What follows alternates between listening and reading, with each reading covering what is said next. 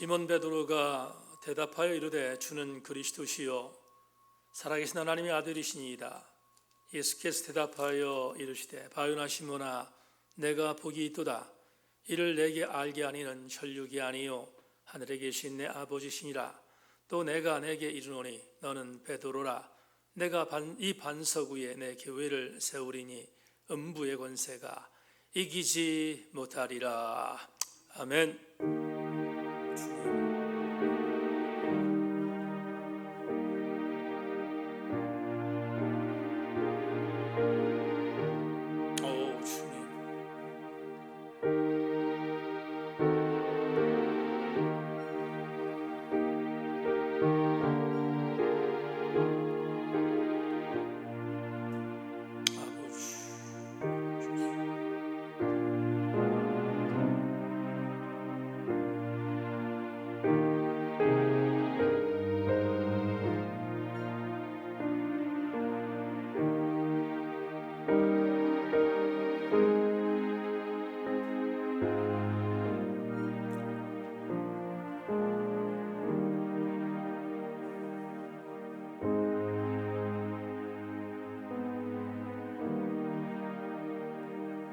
살아계신 아버지 하나님, 창립 11주년 기념주일 일부 예배를 하나님께 올려드립니다. 지난 11년 동안의 교회를 세우신 주여, 앞으로 하나님의 교회를 더 아름답게 인도하실 것을 믿고 잘 달려가는 우리 교회 되도록 마음을 다짐하고 결단하는 귀한 예배가 되게 하여 주옵소서. 예수 그리스도 이름으로 기원하옵나이다. 아멘.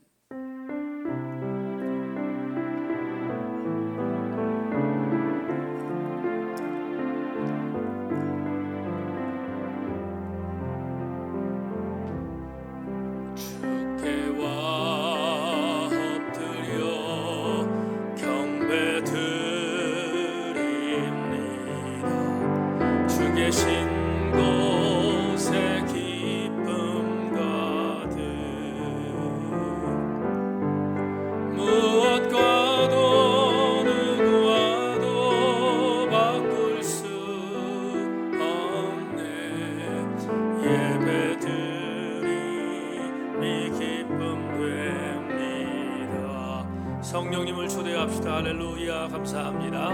오늘 창립 11주년 일부 예배, 하나님의 은혜가 있도록 성령님 이 자리에 오셔서 예배에 참석한 우리 교우들은 물론이거니와 가정에서 온라인 예배로 이제 온라인 예배 마지막 예배를 드리는 우리 교우들이나 모두 함께 은혜 받게 하시고 성령 충만한 예배를 드릴 수 있도록 하나님이 은혜를 내려주시기를 기도하고 원합니다. 마음과 뜻과 정성을 모두어서 드리겠습니다. 하나님의 선하신 은혜가 오늘 우리의 예배 가운데 역사하여 주시고 또 임재하게 하시고 하나님의 아름다운 조명을 경험하는 귀한 예배 될 수 있도록 도와주셔서 지난 11년 동안도 함께 하신 아버지 하나님, 앞으로의 10년 20년도도 함께 하셔서 하나님의 은혜가 충만한 우리 교회 될 수 있도록 인도하여 주시옵소서. 예수 그리스도 이름으로 기원하옵나이다. 아멘. 우리의 신앙을 고백합니다. 전능하사 천지를 만드신 하나님 아버지를 내가 믿사오며 그의 외아들 우리 주 예수 그리스도를 믿사오니 이는 성령으로 잉태하사 동정녀 마리아에게 나시고 본디오 빌라도에게 고난을 받으사 십자가에 못 박혀 죽으시고 장사한 지 사흘 만에 죽은 자 가운데서 다시 살아나시며 하늘에 오르사 전능하신 하나님 우편에 앉아 계시다가 저리로서 산자와 죽은 자를 심판하러 오시리라. 성령을 믿사오며 거룩한 공예와 성도가 서로 교통하는 것과 죄를 사하여 주시는 것과 몸이 다시 사는 것과 영원히 사는 것을 믿사옵나이다. 아멘. 찬송가 208장 하나님께 올려드리겠습니다.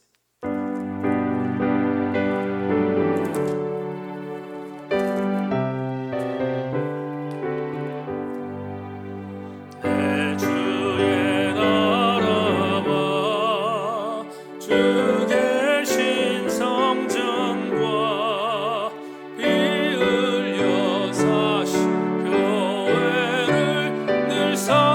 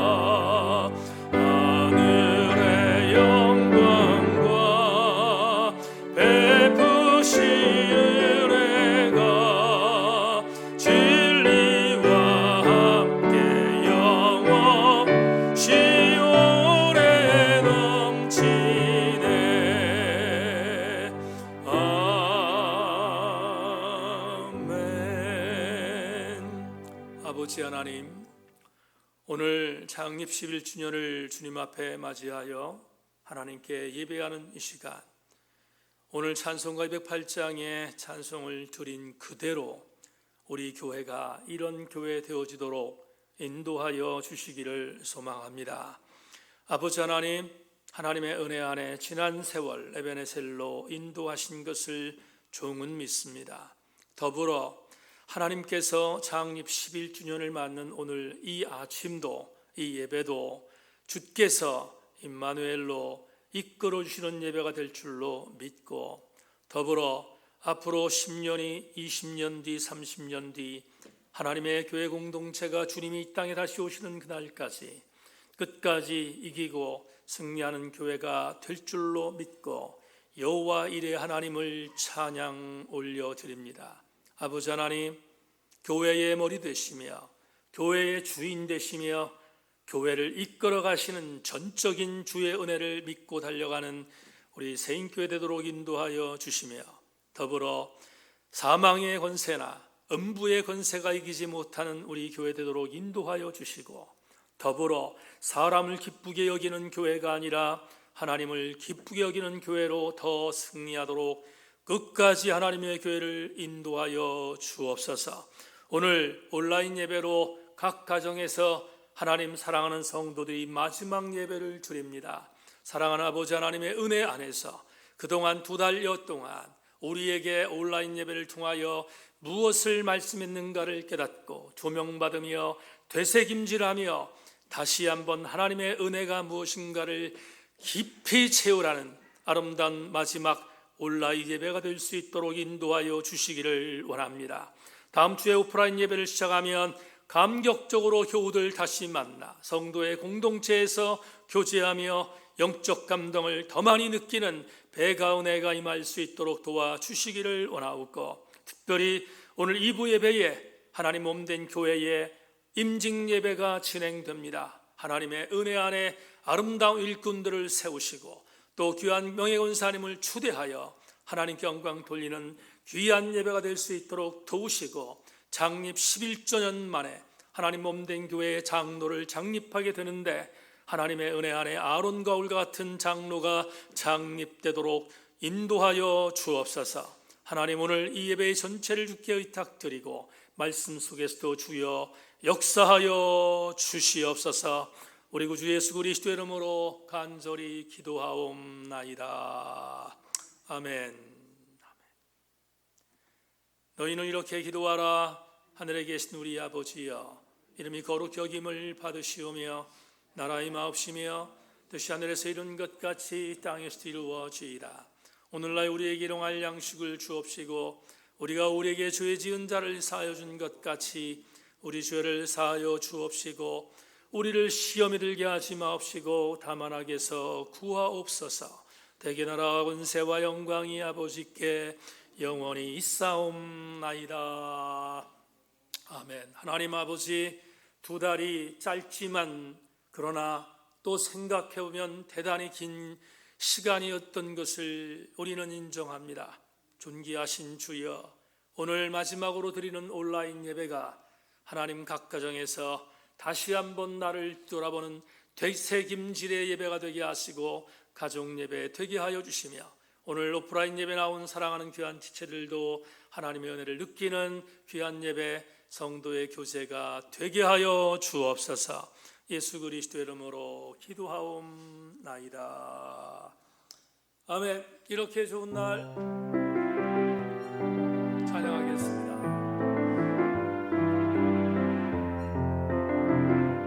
축복하며 하나님 앞에 이렇게 좋은 날,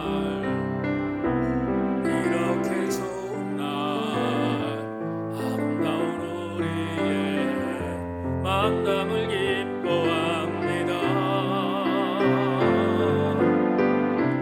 하나님의 사랑 가득한 오늘 이 시간 우리의 만남을 기뻐해요. 때론 슬픈 때도 있고 견디기 힘든 때도 있겠지만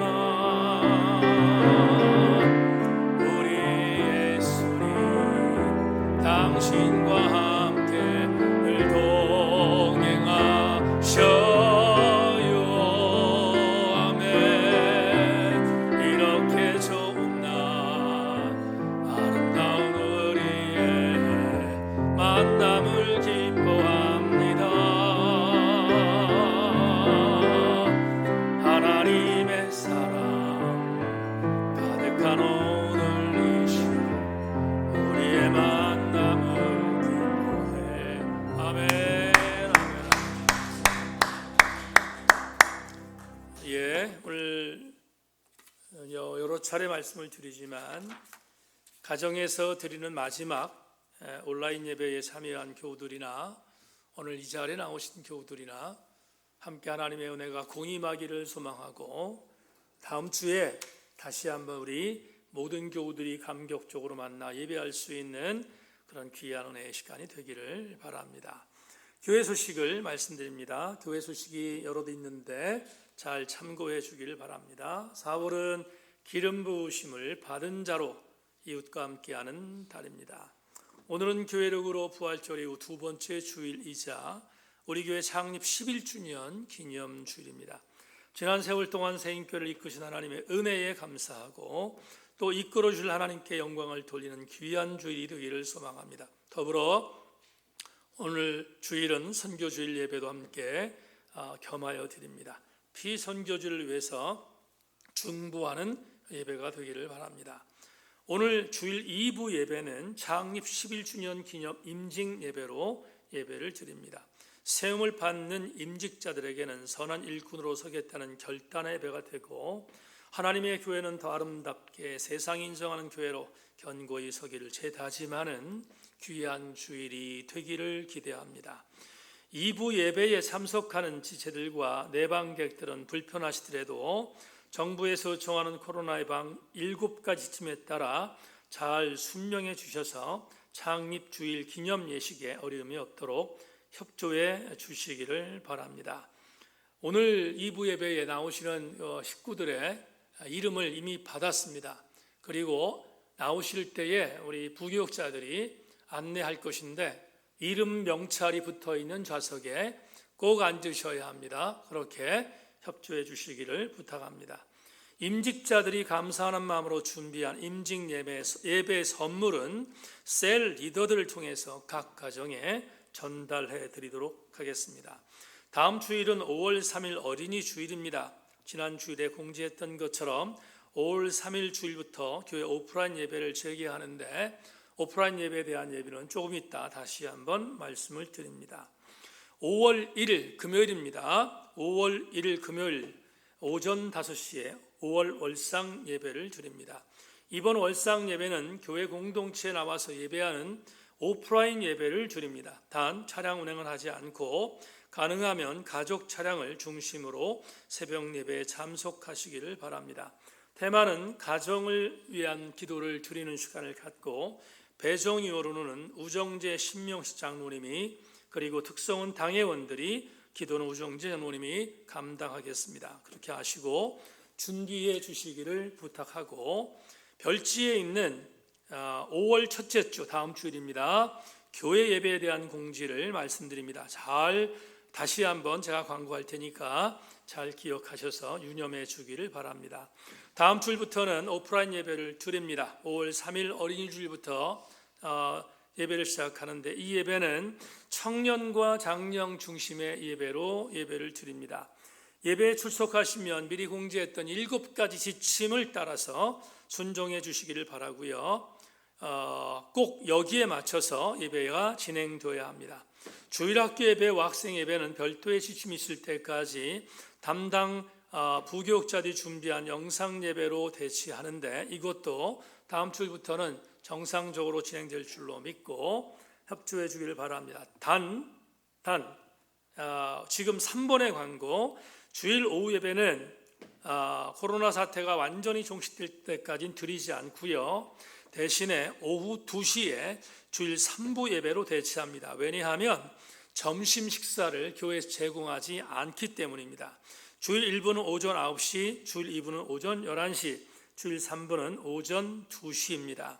각 예배 교우들을 분산시켜 참석시키도록 교회에서 그렇게 유도하겠습니다. 각 예배에 30명이 넘지 않도록 계획하는데, 다음 주일날 예배에 참석하는 인원의 명단을 부교육자들이 미리 파악해서 30명 정도씩 그렇게 배분하여 예배를 참석하도록 하겠습니다. 혹시 부교육자들이 예배의 인원을 조정할 때 예배의 인원에 대한 변경이 있으면 불평하지 마시고, 그리고 30명 예배를 맞춘다는 생각을 갖고 잘 협조해 주실 수 있기를 부탁드립니다.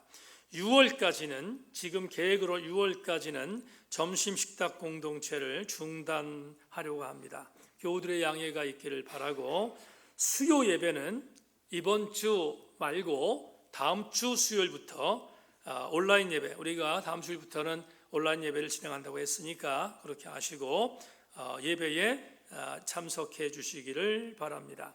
새벽 예배도 지금 예배를 드리는 어간에 있는데 새벽 예배에 대한 부분도 온라인과 오프라인 예배를 겸임하려고 합니다. 왜냐하면 차량 운행이 안 되기 때문에, 차량 운행 때문에 새벽 예배를 나오시는 못하는 분들은 온라인 예배로 예배를 드시고요. 그리고 개인 차량 운행이 가능하신 분들은 오프라인으로 나오셔서 예배에 참석하시면 되겠습니다. 그렇게 하시고 함께 최선을 다해 주시기를 부탁하고, 지역셀 예배는 별도의 지침이 있을 때까지 중단합니다. 단 피선교지가 지원하는 피선교지에 선교의 예물을 올리는 데 있어서 절대로 누락됨이 없도록 최선을 다해 주실 수 있기를 부탁드립니다.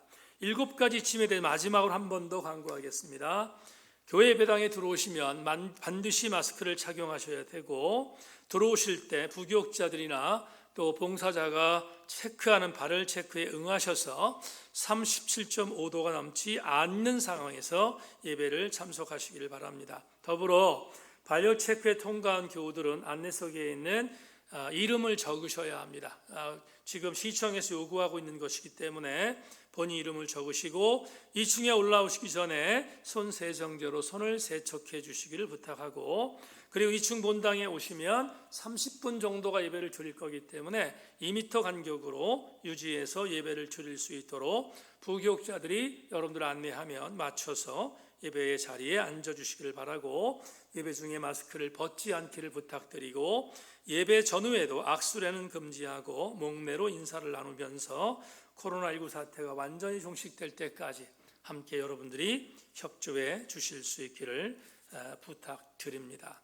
그리고 오늘 우리 교회 인증 예배를 위해서 제 지인 목사님들 여러 가지의 화분과 또 화환으로 축하해 주신 것을 감사드리고, 섬기는 교회 목사님들에게 하나님의 은혜가 있기를 소망합니다.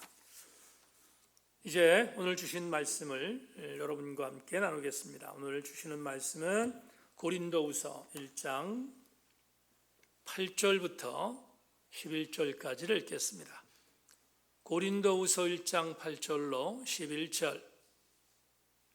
11절까지 말씀을 제가 읽겠습니다. 신약성경 313페이지에, 또 어떤 성경은 286페이지에 있습니다.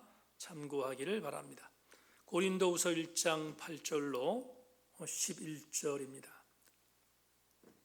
우리 교회 2부 예배는 오늘 이 설교를 안 하기 때문에 이 설교가 우리 교회 공예배의 설교인 것을 기억하고 잘 말씀을 들어주시기를 바랍니다. 제가 읽겠습니다. 형제들아, 우리가 아시아에서 당한 환난을 너희가 모르기를 원하지 아니하노니, 힘에 겹도록 심한 고난을 당하여 사할 수만까지 끊어지고, 우리는 우리 자신이 사형 선고를 받은 줄을 알았으니, 이는 우리로 자기를 의지하지 말고 오직 죽은 자를 다시 살리신 하나님만 의지하게 하심이라. 그가 이같이 큰 사망에서 우리를 건지셨고 또 건지실 것이며 이후에도 건지시기를 그에게 바라노라. 너희도 우리를 위하여 간구함으로 도우라. 이는 우리가 많은 사람의 기도로 얻은 은사로 말미암아 많은 사람이 우리를 위하여 감사하게 하려 함이라. 아멘. 아멘. 주의 손에 나의 손을 포개고 찬양 드리겠습니다.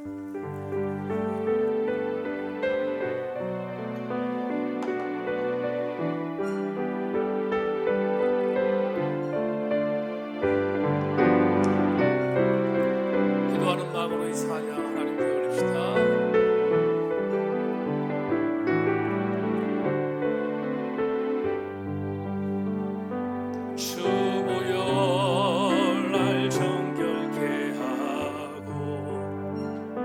주 보여 날 자유케 하니 주 앞에 나 예배하는 이 시간 나의 모든 것을 주께 드리오매 주의 손 날 위에 찢기셨고 주의 발 날 위에 박히셨으니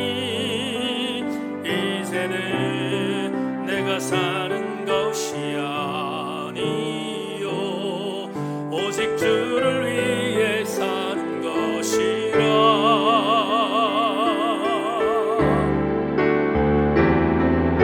주의 손에 나의 손을 보이고 또 주의 발에 나의 발을 보여요 나 주와 함께 죽고 또 주와 함께 살리라 영원토록 주 위에 살리라 주의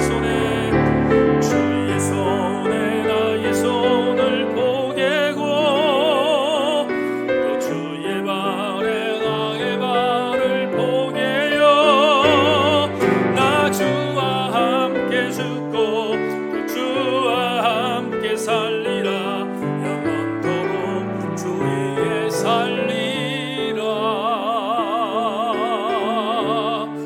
주 위에 살리라 나 주님과 함께 죽고 또 주님과 함께 살리라 아마도 이 찬양의 가사를 쓴 저자는 바울의 고백을 담았을 줄 압니다. 하나님 오늘 설교를 통하여 이 찬양을 쓴 귀한 찬양의 가사를 쓴 혹은 이 찬양을 만든 귀한 저자들의 그 신앙 고백이 오늘 우리에게 얼마나 중요한 신앙 고백인가를 말씀을 통하여 깨닫기를 원하는데 한 심령도 예외 없이 말씀 안에 잠기게 하시고 승리하는 귀한 시간 되도록 인도하여 주시옵소서. 예배를 주께 드리는 모든 성도들에게 말씀의 감동이 있게 하여 주옵소서. 예수 그리스도 이름으로 기도하옵나이다. 아멘. 고린도후서 7번째 강의 시간이 됐네요. 바로 2분이십니다. 이런 제목을 갖고 오늘 여러분과 함께 말씀의 은혜를 나누겠습니다. 먼저 교회 창립 11주년을 맞이한 아침 우리 세인교회 속해 있는 모든 성도들 축복하지 않을 수 없습니다. 우리 모든 성도들에게 주 예수 그리스도의 이름으로 문안하며 지난 11년 동안 수고하셨고 또 지금 수고하고 있고 앞으로 수고하실 지체들에게 주님께서 주체할 수 없을 만큼 쏟아부어주는 하나님의 은혜가 모든 우리 세인교회 교우들에게 넘쳐나기를 주의 이름으로 축원합니다. 오늘 창립주일을 맞이해서 주제 설교를 할까 하다가 그냥 강의 설교를 하기로 마음먹었습니다. 왜냐하면 오늘 창립 11주년에 맞는 말씀으로 접목시킬 수 있을 것 같아서 오늘 본문을 그대로 전하기로 했습니다. 사랑하는 교우들이여, 여러분들은 죽음이라는 것에 대하여 어떤 생각을 하고 계십니까? 죽음이라고 하는 이 단어가 굉장히 무거운 단어인 것은 알지만 그러나 절대로 가볍게 여겨서는 안 되는 단어임을 우리는 기억해야 합니다. 굉장히 많은 사람들에게 전 세계적으로 읽혔던 책 중에서 모리와 함께한 화요일이라는 베스트셀러가 있습니다. 이 베스트셀러의 줄거리는 대학 교수님과 그를 통하여 공부를 했던 제자가 아주 오래간만에 다시 만나서 함께 대화하는 대화록을 묶은 책처럼 기록된 게 이 베스트셀러 모리와 함께한 화요일인데요. 잠깐만 여러분에게 말씀을 드린다면 대학 교수로 평생, 사회학과 대학 교수로 평생 살았던 모리라고 하는 교수가 루게르그로 그렇게 죽어갑니다. 루게르그는 불치병이니까 이 모리 교수가 고통 속에 자기의 죽음을 맞이하는데, 그런데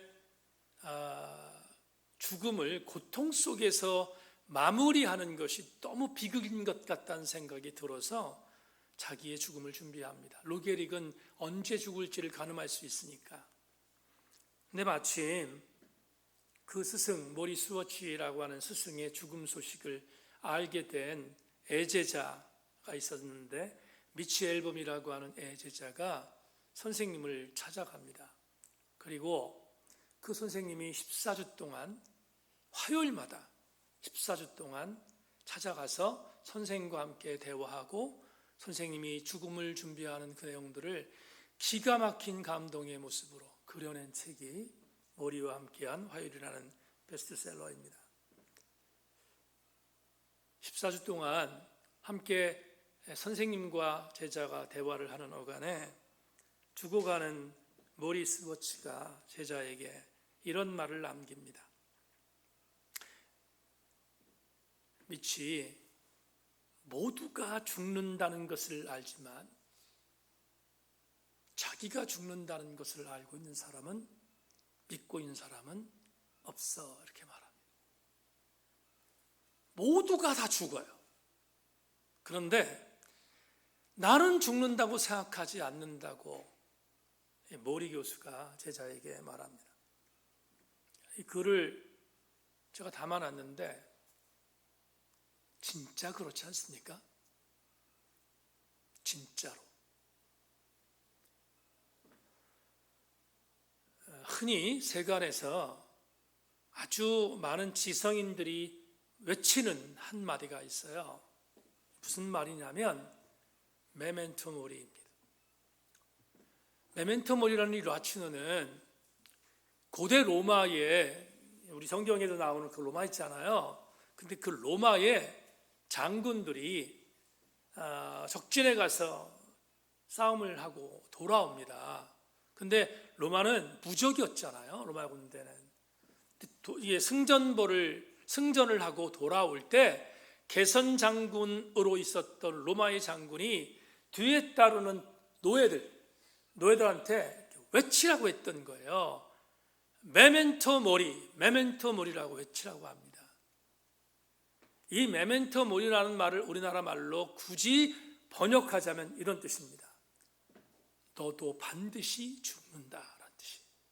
그러면 개선 장군이라고 하는 이 버무드당당한 이 장군이 오면 얼마나 기쁘겠어요? 로마로 들어오는 그 개선 장군의 엄청난 위용이 얼마나 크겠습니까? 근데 여러분 촛불이는 거잖아요. 너도 죽는다는 것을 알라는 이 외침을 노예들이 외치라는 거예요. 근데 왜 외치라고 했을까? 로마가 대단한 나라라는 생각을 하는 게 바로 여기 있어요.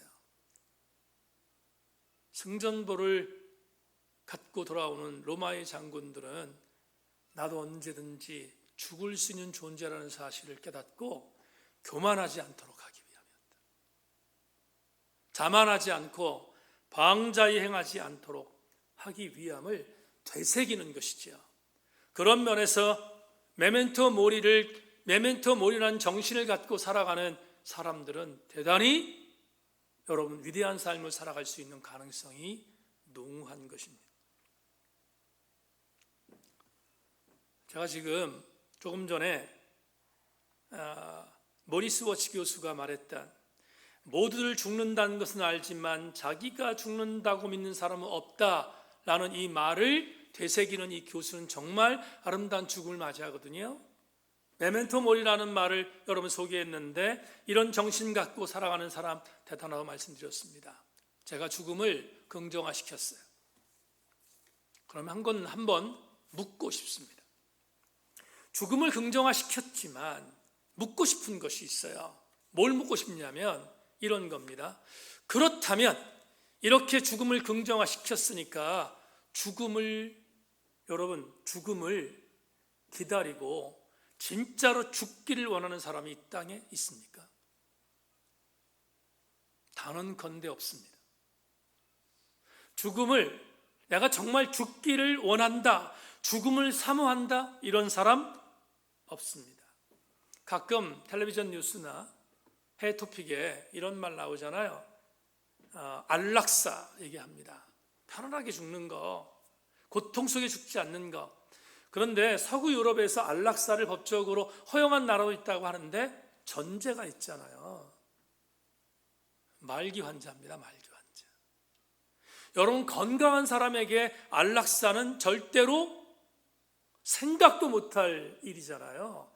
말기암이나 말기 환자들에게만 안락사를 허용하는 것은 그가 삶의 끝자락에 있기 때문에 편안하게 죽는다는 것을 인정한다는 거죠. 아직 이것도 윤리적인 문제가 있어서 전 세계가 공통적인 부분에 있어서 어떤 대답을 내놓지 못하는 것을 보면 죽음을 기다리고 있는 사람은 없습니다. 단언컨대 없어요. 죽음은 두려운 것입니다. 그런데 제가 오늘 왜 죽음 얘기를 여러분에게 드리는가? 바울 때문이에요. 여러분, 바울이 빌립보 교회에 편지하는 빌립보서 1장을 보면 대단히 엄청난 고백을 하나 해요. 빌립보서 1장 23절 24절에 있는데 여러분 자막 보십시오. 내가 그 둘 사이에 끼었으니 차라리 세상을 떠나서 그리스도와 함께 있는 것이 훨씬 더 좋은 일이라. 그렇게 하고 싶으나 내가 육신으로 있는 것이 너희를 위하여 더 유익하리라. 이게 무슨 말인지를 이제 여러분에게 해석하겠습니다. 유진 피터슨의 메시지로 이 부분을 여러분에게 그대로 다시 한번 읽어드리겠습니다. 이 육신을 입고 사는 동안 내가 해야 할 선한 일이 있습니다. 지금 당장 선택해야 한다면 나는 어느 쪽을 선택해야 할지를 모르겠습니다. 어려운 선택이 아닐 수 없습니다. 이 세상에서 그만 육신의 장막을 걷고 그리스도와 함께 있고픈 마음이 간절합니다. 어떤 날은 정말로 그러고 싶은 마음뿐이지만 여러분이 겪고 있는 일이 있으니 내가 이 세상에서 끝까지 견디는 것이 더 낫겠다는 확신이 듭니다. 이게 뭘까요? 제가 부연에 설명하면 이해가 됩니다. 바울은요, 빌립보 교회 편지하는 서론에서 이렇게 말해요. 난 정말로 죽고 싶다는 거예요. 난 지금 정말 죽었으면 좋겠다는 거예요. 그런데 죽을 수가 없다는 거예요. 왜 죽을 수가 없냐면 빌립보 교회라고 하는 공동체의 빌립보 성도들에게 내가 아직 필요하다는 것을 알기 때문이라는 거예요.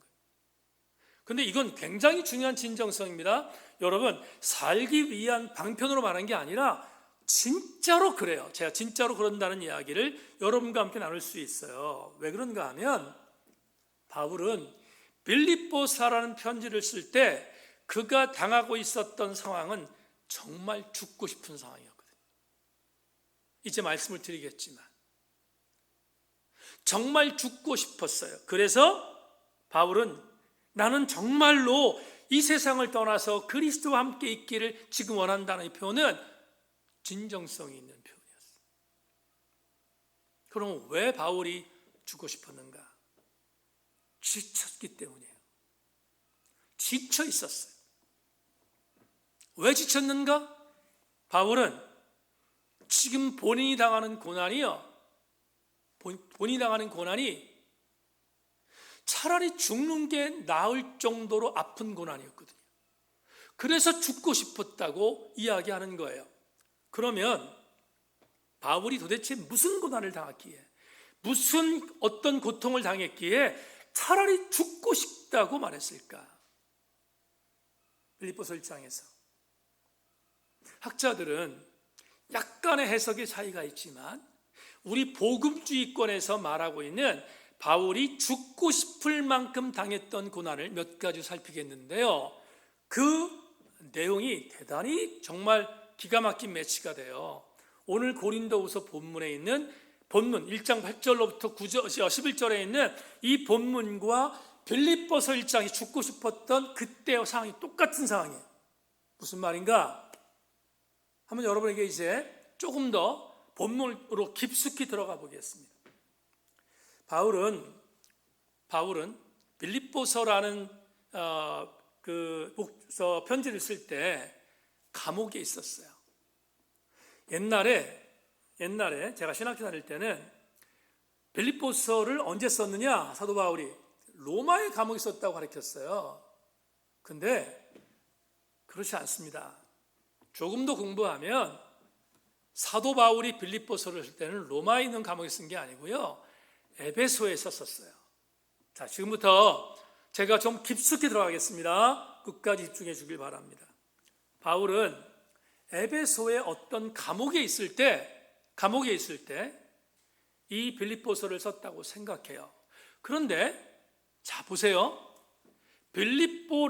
빌립보서라는 이 편지를 쓸 때, 죽고 싶다는 편지를 쓸 때 에베소의 감옥에 있을 때 이 편지를 썼다고 했는데, 오늘 본문을 보면, 오늘 본문입니다.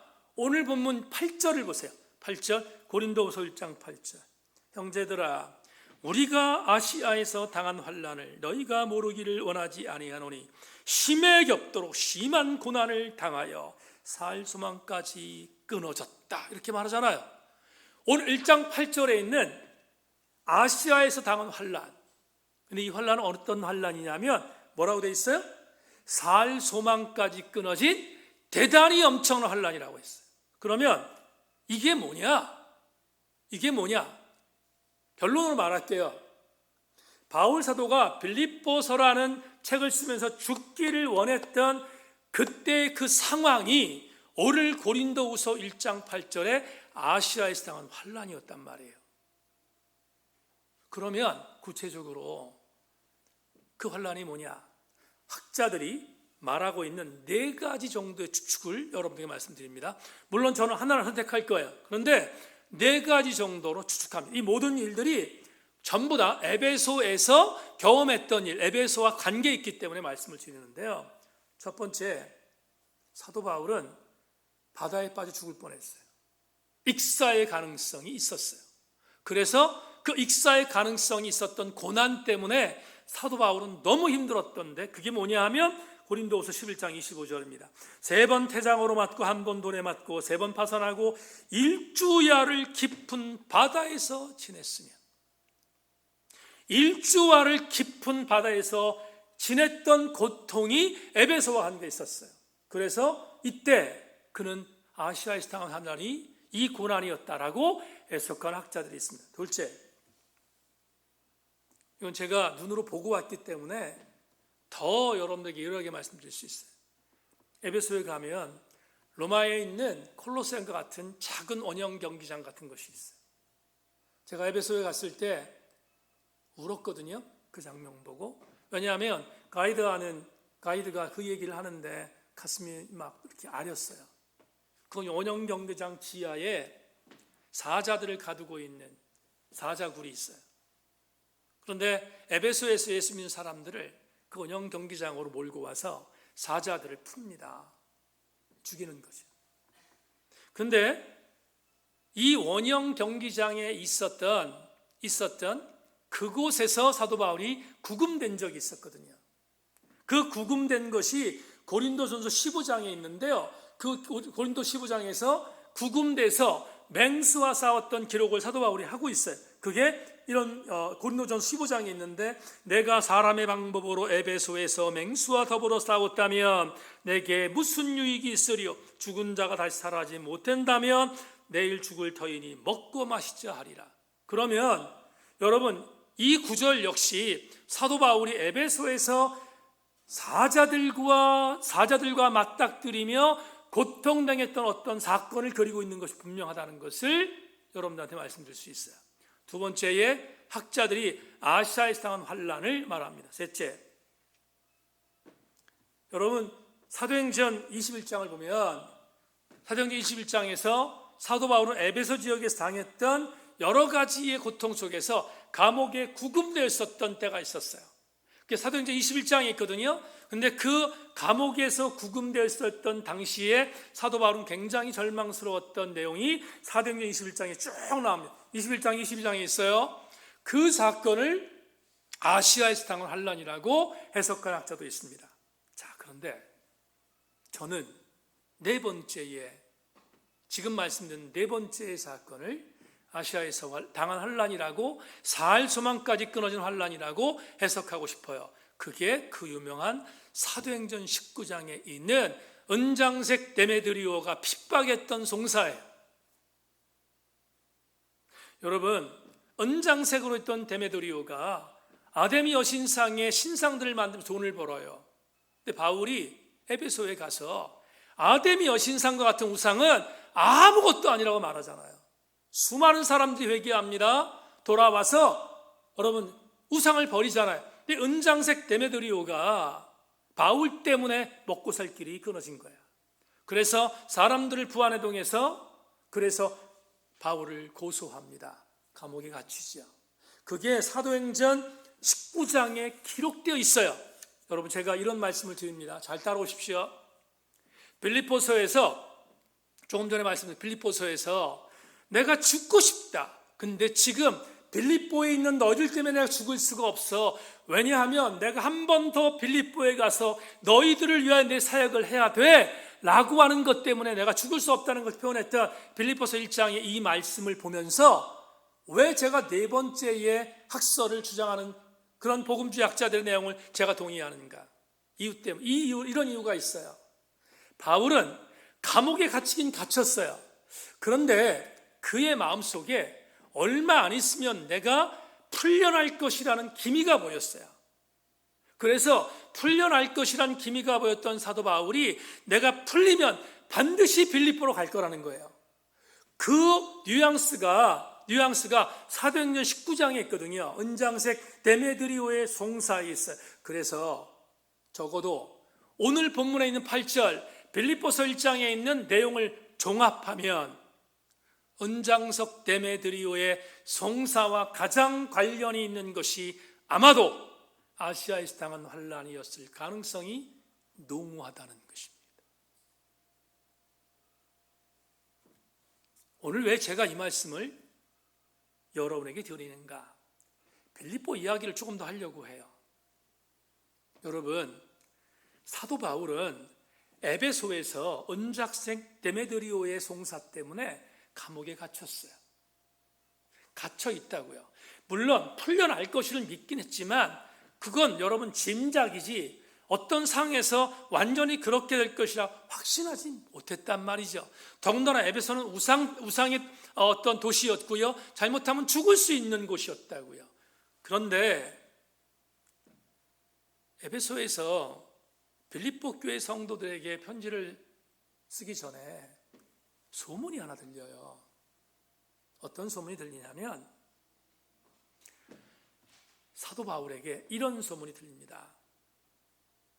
바울 선생님, 빌립보 교회가 괜찮아요. 빌립보 교회에 괜찮은 일이 벌어지고 있어요. 그런 소문이에요. 근데 그게 긍정적인 소문이면 괜찮았어요. 긍정적인 소문이 아니고 이런 겁니다. 바울 선생님, 빌립보 교회에서 바울 선생님에게 훈련받은, 양육받은 사람들 중에서 바울 선생님이 감옥에 갇혔다는 이야기를 듣고 반색하는 사람들이 일어났습니다. 제가 반색이라는 단어를 썼는데 조금 더 이렇게 말하죠. 기뻐하는 사람이 생겼습니다. 바울이 감옥에 갇힌 그것 때문에 기뻐하는 사람이 생겼는데 그들이 이제 일어나서 예수를 증거하고 있습니다. 여러분, 웃어야 됩니까? 울어야 됩니까? 바울이 감옥에 지금 갇혀서 죽을지도 몰라요. 그는 사할 소망까지 끊어졌던 환난이라고 말합니다. 아시아에서 당한 그냥 환난이 아니라 큰 환난이라고 말했어요. 얼만큼 바울이 힘든 일을 당하고 있는지 충분히 짐작할 수 있잖아요. 그런데 그런 바울에게 들리는 소문이 뭐냐면 이거예요. 바울 선생님 감옥에 갇혔다는 이야기를 듣고 바울 선생님에게 양육받았던 그 사람들이 후퇴에 있다가 일선에 나와서 기뻐합니다. 기뻐하고요, 이제는 내가 일할 거야. 바울이 갇혔으니까 내가 일할 거야. 그리고 반색하며 일하고 있습니다. 근데 그 과정에서 서로 투쟁까지 합니다. 서로 싸움박질합니다. 내가 1등이라고, 내가 앞서서 나간다고 싸움까지 합니다. 그런 소식이 들리는 거예요. 그게 어디 있는가? 빌립보서 1장 15절에 바울이 그 소식을 듣고 쓴 편지 안에 담겨 있어요. 여러분, 바울이 빌립보서 1장 15절에서 무슨 말 하는지 들어보세요. 이렇게 되어 있습니다. 어떤 이들은 투기와 분쟁으로, 어떤 이들은 착한 뜻으로 그리스도를 전파하나니. 두 부류가 있었대요. 사도 바울이 감옥에 갇혔으니까 이제는 정말로 내가 사역을 감당해야지, 정신 차려 감당해야지 라고 하는 착한 뜻으로 그리스도를 전파하는 한 부류가 있었는가 하면, 또 한 부류는 서로 투기하고 분쟁함으로, 이 말이 무슨 말인지 아십니까? 바울이 갇혔으니까 이제 내가 1등이야, 이제 내가 빌립보 교회 회계문을 잡고 있어, 그러니까 내가 일할 거야 라고 바울의 구금을 기뻐하는 자들이 있다는 거예요. 이 소식이 바울에게 들렸어요. 얼마나 바울이 가슴 아팠겠습니까? 바울이 대단한 사람이죠. 본문에서 빌립보서 1장 15절에서 궁극적으로 이렇게 말했어요. 싸움박질을 하든지 아니면 착한 뜻이 됐든 간에 그들이 나서서 예수 그리스도를 증거하니까 나는 괜찮다라고 말했지만, 진짜 바울의 마음이 얼마나 아팠겠냐 이 말. 너무 아팠을 거예요. 그런데 바울은 그런 내적인 공격을 받고 있었다고요. 내적인 공격. 이걸 제가 내적인 공격이라고 말합니다. 하나 더, 외적인 공격이 있어요. 외적인 공격은 뭐예요? 은장색 데메드리를 통하여 언제 죽을지 모르는 감옥에 갇혀 있는 본인의 상태입니다. 이 내적인 외적인 부분에 있어서의 이 내용, 이것 때문에 사도 바울은 고통 속에 있었어요. 그래서 오늘 고린도후서 1장 8절에서 분명히 말하기를, 뭐라고 말합니까? 형제들아, 우리 아시아에서 당한 환난을 너희가 모르기를 원하지 아니하노니 심히 겁도록 심한 고난을 당하여 살 소망까지 끊어졌다고 고백하고 있는 거예요. 1장 8절에서. 그런데 말입니다, 만약에 오늘 본문이 1장 8절에 끝났으면 우리가 바울을 판단할 때 이렇게 판단할 수 있어요. 그렇지, 바울도 인간이니까 바울도 이 정도밖에 안 되는구나 라고 생각할 수 있어요. 그런데 말입니다, 반전이 있어요.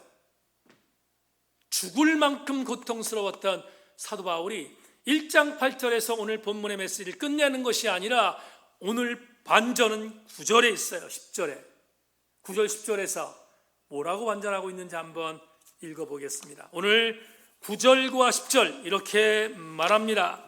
우리는 우리 자신이 사형 선고를 받은 줄 알았으니 이는 우리로 자기를 의지하지 말고 오직 죽은 자를 다시 살리신 하나님만을 의지하게 하심이라.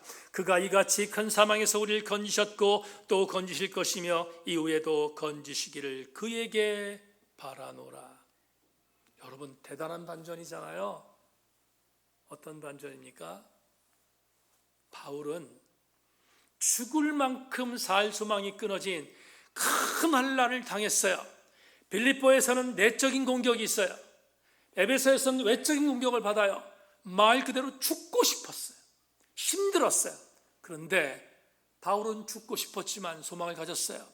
빌립보에 가서 내가 빌립보의 교회 성도들을 다시 세워야겠다는 거예요. 그리고 그는 또 하나의 믿음을 가졌어요. 그게 오늘 8절인데요. 여러분, 8절에서 뭐라고 말합니까? 8절에서 이렇게 말해요. 하나님께서 나를 다시 살리실 것이다. 9절에서는 그분은 나를 위하여 계속해서 일하고 계실 것이다 라고 말하잖아요. 그러면 8절과 9절을 통하여 우리는 오늘 창립 11주년의 귀한 말씀의 교훈을 찾아낼 수 있어요. 오늘 여러분이 듣고 싶은 말씀 이것입니다. 그래서 제가 오늘 주제 설교를 하지 않고 강해 설교를 한 이유가 바로 여기 있습니다. 사랑하는 여러분, 죽고 싶을 만큼 엄청난 고난을 당했던 사도 바울이 고난을 어떻게 해석했는지, 내적으로 외적으로 나에게 임한 고난이 있었어요. 죽고 싶을 만한 고난이라고 표현했어요. 그런데 고난을 고난으로 끝내지 않고 바울은 두 가지의 대단히 중요한 영적 각오를 갖습니다. 첫째, 바울은 고난을 이렇게 해석합니다. 내가 그동안 내 힘으로, 내 능력으로 고난을 이기거나 사역을 하려고 했던 점이 있었다는 거예요. 그런데 이 고난을 경험하면서 바울은 철저하게 깨닫는 게 있어요. 뭘 깨닫습니까? 내가 갖고 있는 힘이 아니라 주님이 갖고 있는 여력으로 내가 옮겨지기를 원하는 것이 고난의 의미라는 거예요. 여러분, 고난이라고 하는 개념을 그냥 고난으로 해석한 게 아니에요. 바울이 얼마나 위대했는가? 바울은 이 고난, 죽을 만큼 고통스러웠던 이 고난에 대한 해석을 이렇게 해석해요. 내가 남아있는 힘을 갖고 이 고난을 극복하는 것이 아니라 이걸 완전히 내가 이제는 완전히 정리하고 하나님께서 갖고 있는 힘으로 이 고난을 이기기를 원하는 아름다운 동선의 움직임 때문에 하나님께서 나에게 고난을 주셨다는 거예요. 가정이 있는 교우 여러분, 아멘하기를 소망합니다. 여기 있는 교우 여러분, 동일하게 아멘하기를 주의 이름으로 소망합니다. 왜냐하면 이건 대단히 중요한, 우리에게 오늘 장례 11조를 맞는 교우들에게 대단히 중요한 영적인 교훈이기 때문에 그렇습니다. 내 여력을 아직까지 내가 갖고 있다면 내 여력에 나의 삶을 올인하지 말고 주께서 갖고 계신 힘으로 내 삶의 여력을 옮기는 것, 그것이 바로 우리 교회가 해야 할 일이며 우리 성도들이 해야 할 일임을 이 본문에서 우리에게 가르쳐주고 있어요.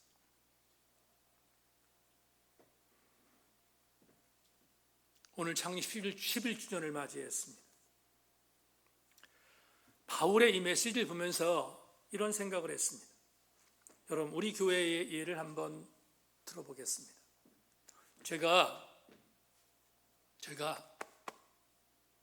바울의 이 엄청난 이러한 은혜를 새기려고 하는 이유가 뭐냐 하면, 목회적인 부분에 있어서도 이게 기가 막히게 떨어짐을 제가 알았기 때문에. 여러분, 우리 교회는 지난 11년 동안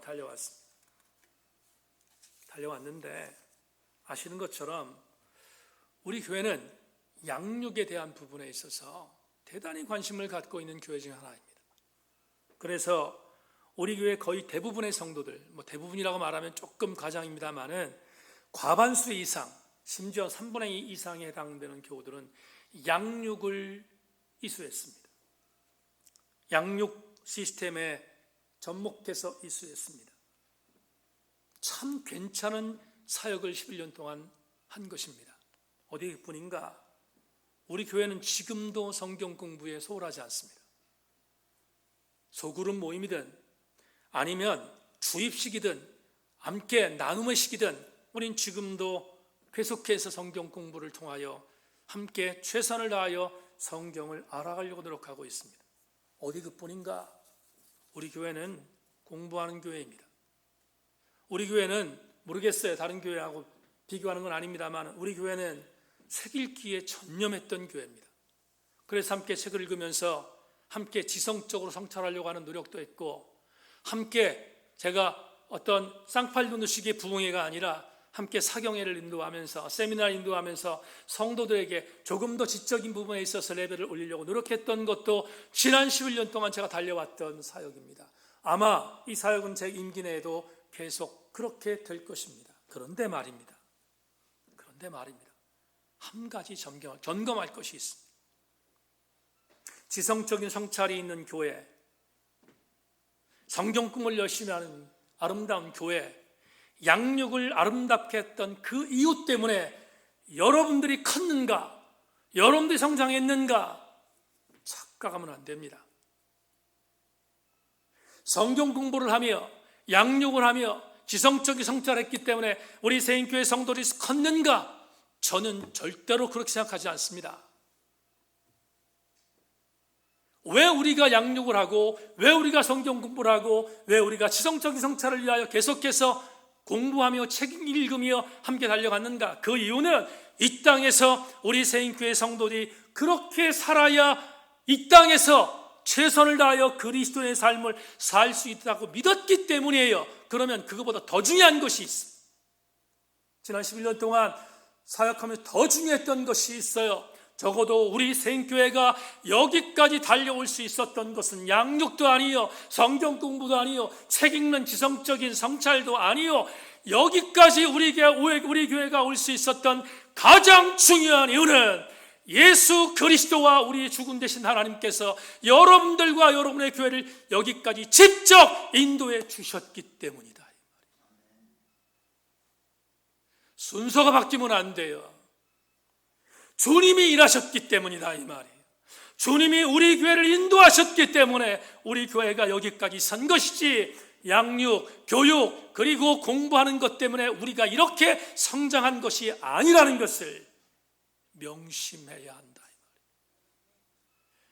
여러분, 내 힘으로, 이광덕 목사의 여력으로 우리 교회를 여기까지 이끌어 왔는가? 여러분, 그렇다면 우리 교회는 여기까지 올 수 없었어요. 분명히 말씀을 드립니다. 우리 세인교회가 여기까지 올 수 있었던 것은 지난 11년 동안 우리 하나님께서 우리 교회를 여기까지 인도해 주셨기 때문이다 이 말이에요.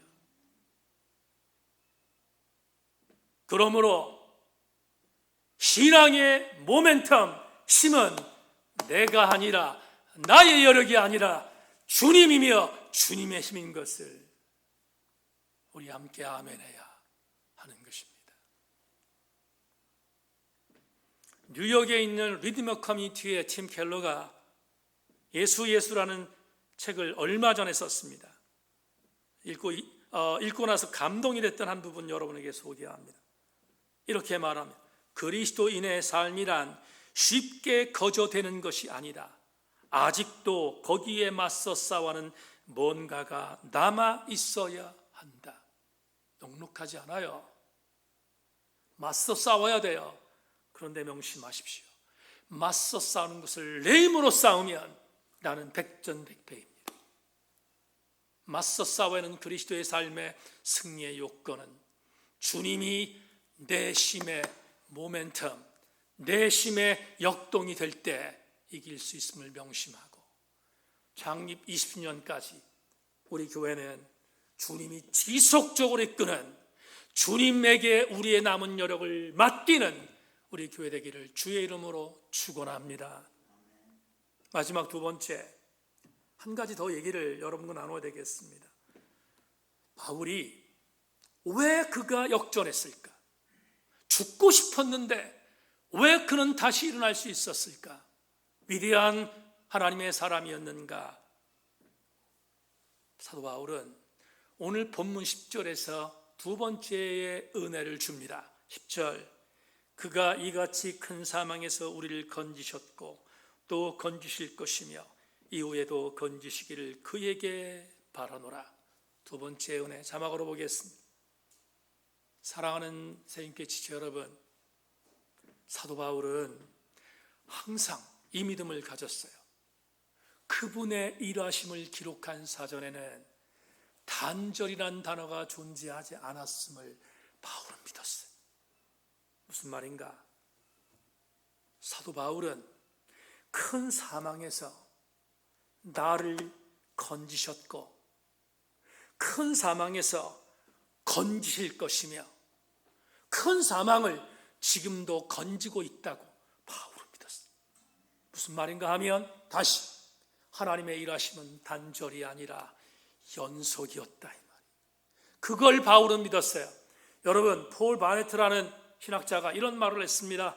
그분은 주 예수를 다시 살리셨으며 과거 시제 우리로 다시 살리실 미래 시제뿐 아니라 또한 계속해서 죽은 자를 다시 살리시는 미래 시제가 아니라 현재 시제요. 잘못 나왔습니다. 현재 시제. 이 비유법으로 그분의 백성을 절박한 환경에서 구원해 주시는 분이시다. 그러면 이렇게 보는 거지요. 하나님은 이전에도 에베네셀로 인도하셨고, 하나님은 오늘은 임마누엘로 우리를 인도하고 있으며, 하나님은 여호와 이레로 우리를 앞으로 인도하여 주실 것이다.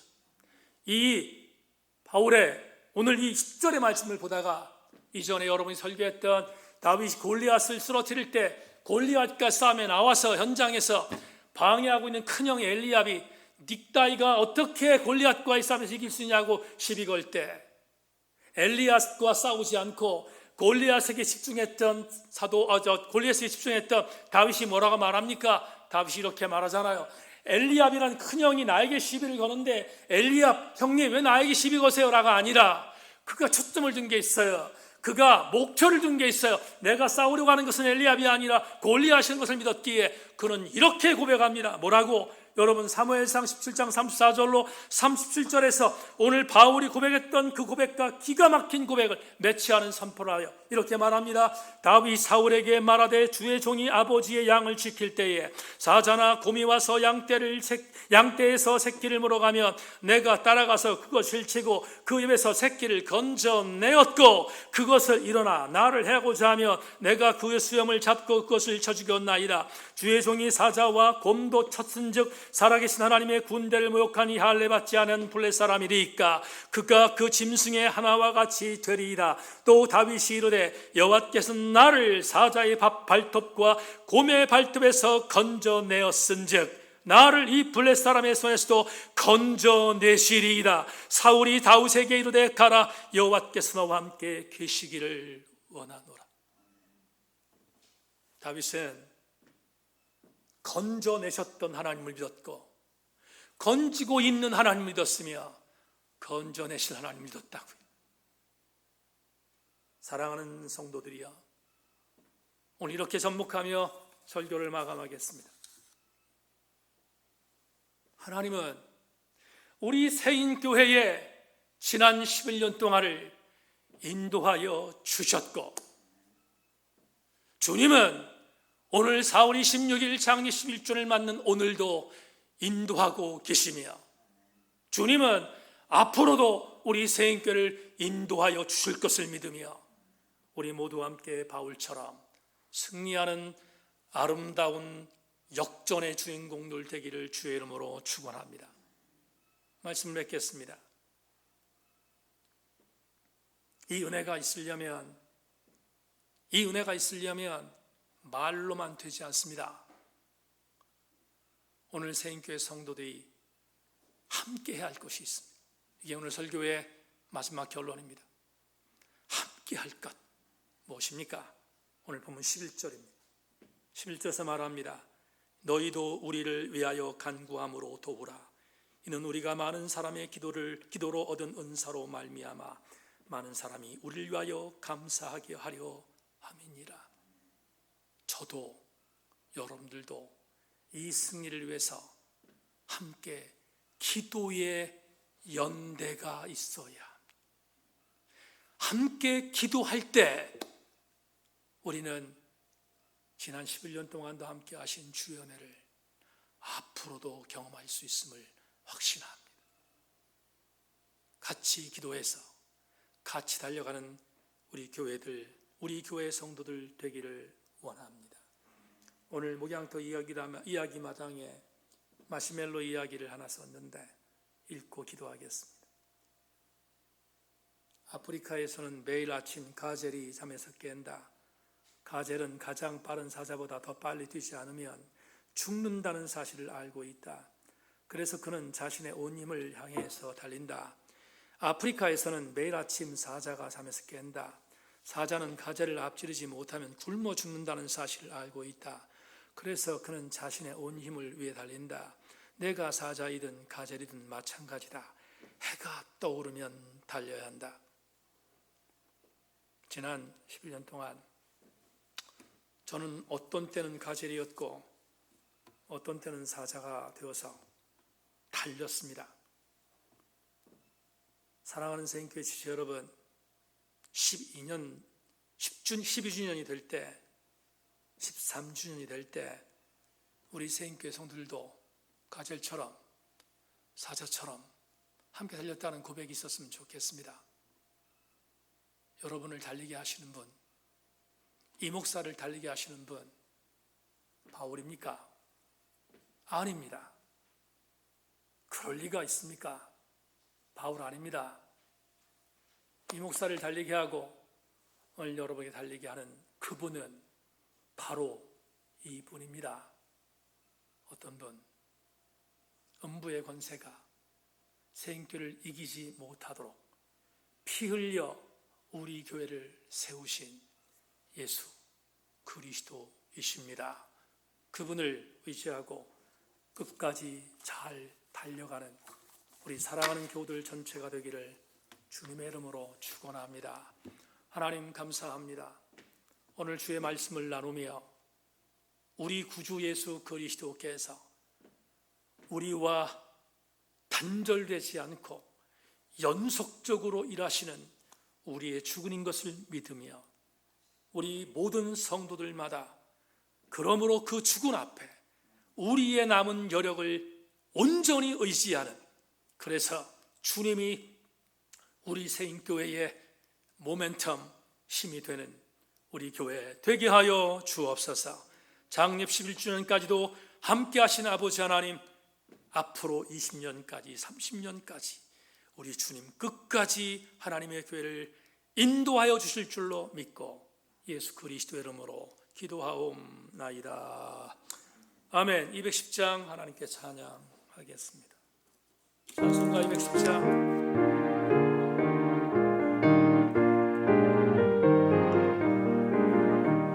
시온성과 같은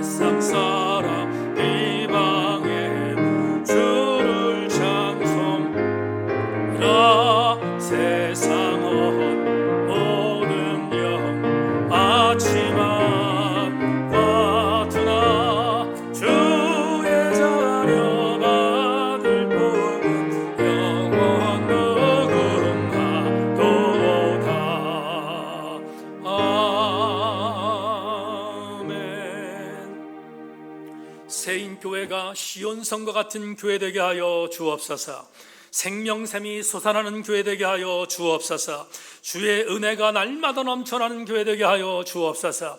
지난 11년 동안 그렇게 인도하셨던 하나님, 앞으로는 인도하실 줄로 믿고 우리 교회 그런 교회로 승리하게 하여 주옵소서.